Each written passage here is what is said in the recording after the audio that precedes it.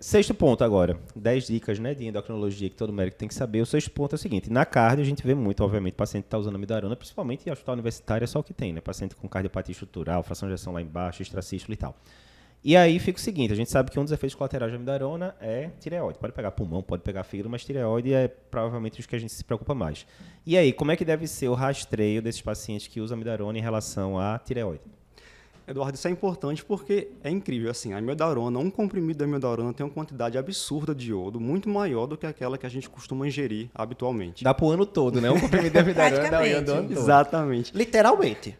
Porque a amidarona persiste aí. Se você suspende, ela fica um ano aí de efeito do iodo. E aí ela tem um potencial de causar tanto hipo quanto hipertireoidismo. Quando a gente está falando de uma população em que existe uma suficiência de iodo, a gente vai ver uma maior prevalência do hipotireoidismo. É como se ela causasse aquele efeito Wolff-Chaikoff, bloqueia a produção de hormônio tireoidiano. É o novo, isso aí tem sétimo período da faculdade. Isso. Certo. Agora, se há uma deficiência de iodo, a tireoide vai aproveitar aquele iodo disponível para produzir novos hormônios tireoidianos e aí a gente vai ter uma prevalência maior do hipertireoidismo. Certo. Então, por isso que a gente tem que estar atento em vigiar a função tireoidiana desses pacientes que estão usando a amiodarona. O ideal é que a gente tenha aí pelo menos uma função tireoidiana basal desses pacientes, né? Certo. Para ver se ele não já tem, de repente, uma doença de Graves, um hipotireoidismo por Hashimoto, e você vai culpar a amiodarona que o colega da cardio iniciou, né? Perfeito. E aí, naquele paciente que já está usando a medicação, a gente vai fazendo esse acompanhamento. Algumas referências sugerem aí a cada 3 meses, pode ser um bom tempo. Lembrando que existem algumas alterações que acontecem no início do uso da droga, como, por exemplo, elevação do TSH, que não necessariamente significam que o paciente já tenha um hipotireoidismo. Certo. Então, a gente tem que estar atento a isso também. Assim, Perfeito. do início. Altera o TSH, mas não altera T4 livre e tal, ou pode alterar também? Pode até alterar no início, porque essa sobrecarga de iodo, como se fosse assim logo no início, então a tireoide ela dá uma bloqueada na entrada. Dá uma atordoada ali na tireoide. E aí aumenta um pouquinho o TSH, mas isso é visto com muita frequência e é uma coisa transitória.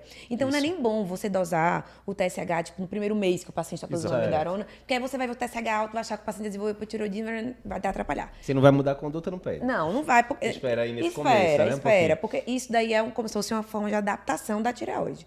Aí se isso persistir além do terceiro mês, sexto mês, aí você fala, não, realmente o paciente desenvolveu hipotireoidismo. Aí você trata. Lembrando que é importante acompanhar porque, primeiro, o hipotireoidismo é muito oligossintomático, né? Sintomas atípicos. Aí você pensa, poxa, Ícaro, mas o hipertireoidismo dá sintomas bem clássicos, né? Mas a amiodarona mascara esses sintomas, como, por exemplo, taquicardia. Então, realmente, o ideal é acompanhar a função tireoidiana desses pacientes. Perfeito. Uma dica que o pessoal da cardio sempre fala aquele negócio, era que aquele paciente estava controlando a FIA bem, e aí depois de um tempo, depois de uns meses, aí começa a fiar que fica voltando toda hora, tal, aí poderia ser hipertireoidismo, né, desencadeado pela amidarona, né?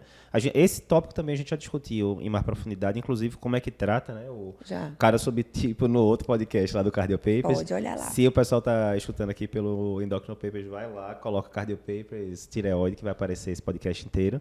Mas tema bem importante para o cardiologista, né? E a gente tem até um mnemônico lá, quem quiser ver depois treta, né, da amidarona, que você tem que pensar em olho, enfim, função pulmonar, e a tireoide está lá no começo, logo é o T do treta, né? É a tireoide que a gente tem que ficar monitorizando. Esse é o sexto ponto.